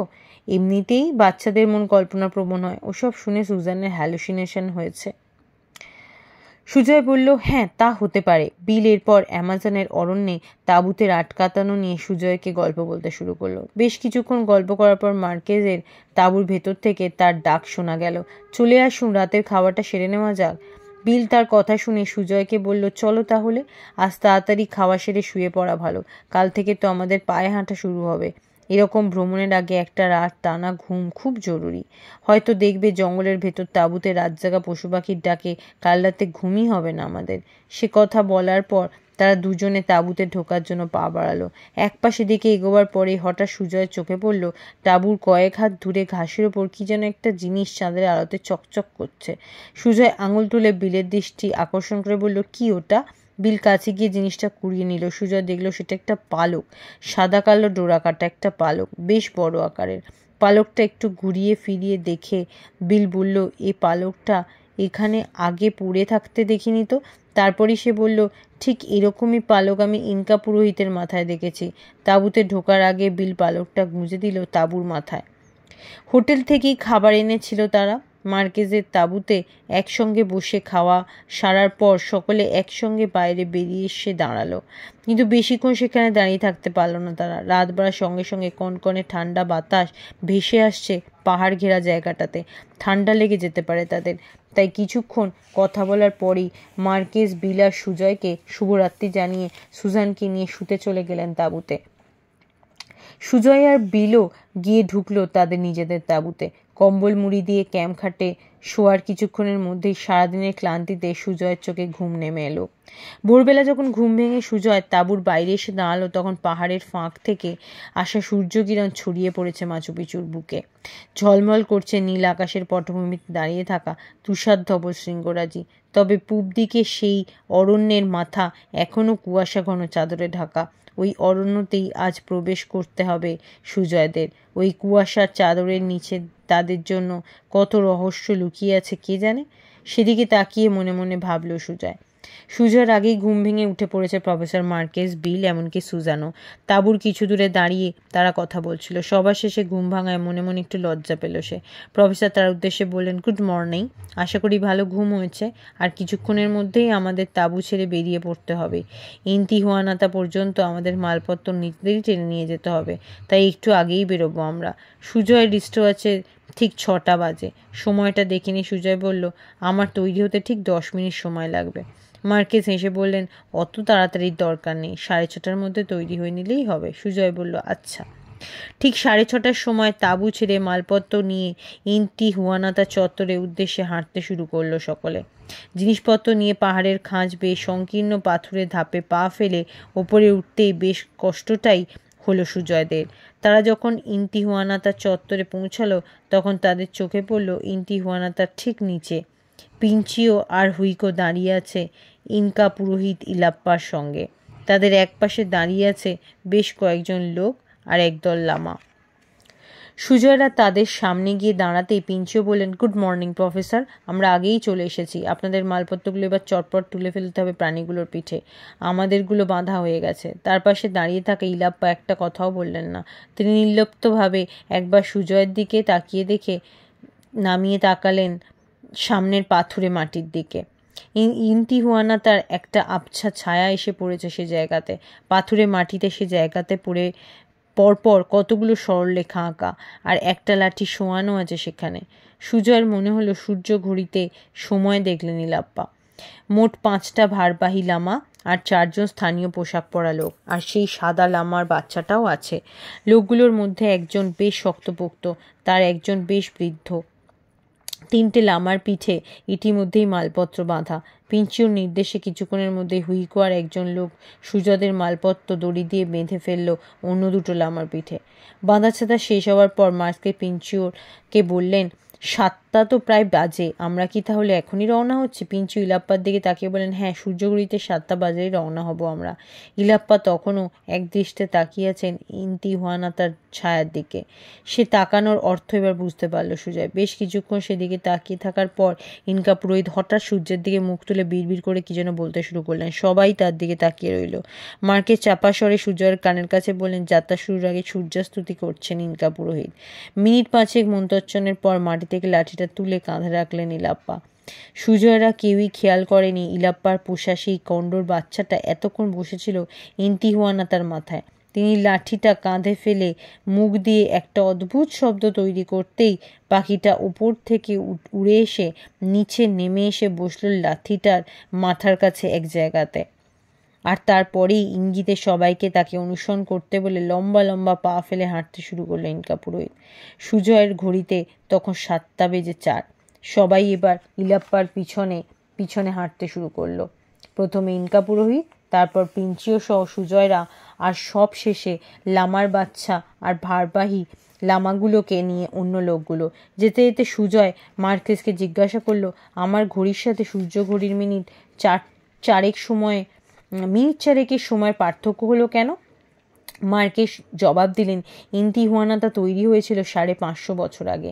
এই 550 বছরে সূর্য ও পৃথিবীর গতিপথের যে পরিবর্তন রয়েছে তার জন্য সময়ের ওই পার্থক্য। ইনতিহুয়ানাতা চত্বর থেকে পূব দিকে পাহাড়ের ঢাল বেয়ে নামতে শুরু করলো সুজয়রা। সুজান চলেছে সুজয়ের হাত ধরে। সে জানতে চাইল, আমরা এখন কোথায় যাচ্ছি? সুজয় তাকে কুয়াশার চাদরে ঢাকা জঙ্গলের দিকে আঙুল দেখিয়ে বলল, আমরা যাব ওই জঙ্গলে। সুজান আবার প্রশ্ন করল, কি আছে ওই জঙ্গলে? সে জবাব দিল, এরকম একটা পুরনো শহর আছে ওই জঙ্গলের মধ্যে, আমরা সেটা দেখতে যাচ্ছি। তাছাড়া জঙ্গলের মধ্যে নানা রকম পশু পাখি আছে, তাদেরকে নিশ্চয়ই দেখতে পাবো আমরা। পাহাড়ের ঢাল বেয়ে একসময় সুজয়রা নিচে নেমে এলো। তারপর উপত্যকা রেখে হাঁটতে শুরু করলো পূবের জঙ্গলের দিকে। ক্রমশই কাছে এগিয়ে আসতে লাগলো পাহাড়ের ঢালে দাঁড়িয়ে থাকা সেই জঙ্গলের প্রবেশ মুখ। তারা যখন সে জায়গাতে পৌঁছালো তখন প্রায় 1 ঘন্টা সময় অতিক্রান্ত হয়ে গেছে।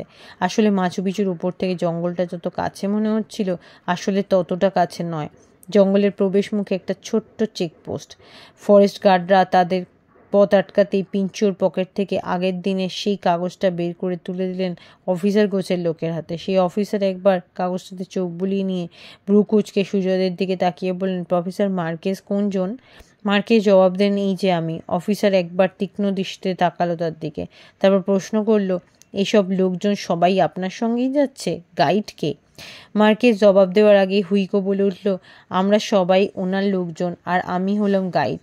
এই বলে সে পকেট থেকে তার পরিচয়পত্র গোছের কিছু একটা বার করে এগিয়ে গেল অফিসারের দিকে। অফিসার এরপর হুইকোকে একটু দূরে নিয়ে গিয়ে কিসব জিজ্ঞাসাবাদ করতে লাগলো।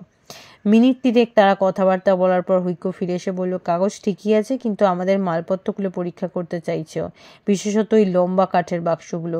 ওর ধারণা ওর মধ্যে আপত্তিকর কিছু থাকতে পারে। হুইকোর কথা শুনে কেমন যেন চুপসে গেলেন পিঞ্চিও। একটা লামার পিঠে বেশ লম্বা ধরনের 2টো পালিশ করা কাঠের বাক্স ঝোলানো আছে। একজন বেশ শক্তপোক্ত পেরুভিয়ান সেই লামাটার লাগাম ধরে পথ চলছে। সুজয় লক্ষ্য করল সে তার পাশে সঙ্গীকে চাপাস্বরে কি যেন বলল। ইলাপ্পা দাঁড়িয়েছিলেন একটু দূরে একটা গাছের ছায়াতে। এবার তিনি এগিয়ে এসে দাঁড়ালেন সুজয়ের কাছে। এতক্ষণে তাকে মনে হয় খেয়াল করেননি সেই ফরেস্ট অফিসার। ইলাপ্পাকে দেখে তিনি যেন চমকে উঠলেন। ইলাপ্পা কি হয়েছে তা জেনে নিলে হুইকোর কাছে। তারপর সেই অফিসারের দিকে তাকিয়ে গম্ভীরভাবে দুর্বোধ্য ভাষায় কি বলল। তার কথা শোনার সঙ্গে সঙ্গেই কেমন যেন গুটিয়ে গেলেন ওই পেরুভিয়ান অফিসার। সুজয়ের মনে হলো জাঁদরেল চেহারার অফিসারটি যেন ভয় পেয়ে গেলেন। এরপর তিনি তার সঙ্গী ফরেস্ট গার্ডদের সুজয়দের পথ ছেড়ে দেওয়ার নির্দেশ দিলেন। মালপত্র পরীক্ষা করার কোনো কথা আর মুখে আনলেন না তিনি।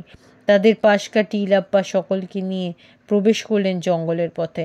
এগোতে এগোতে সুজয় মার্কেসকে জিজ্ঞাসা করলো, ইনকা পুরোহিত এমন কি বলল যে ফরেস্ট গার্ডরা ভয় পেয়ে গেল? মার্কেস বললেন, ইলাপ্পা বললেন, ওসব তার জিনিস। তার সময় নষ্ট করলে করিকাঞ্জার পুরোহিত তাকে অভিশাপ দেবেন।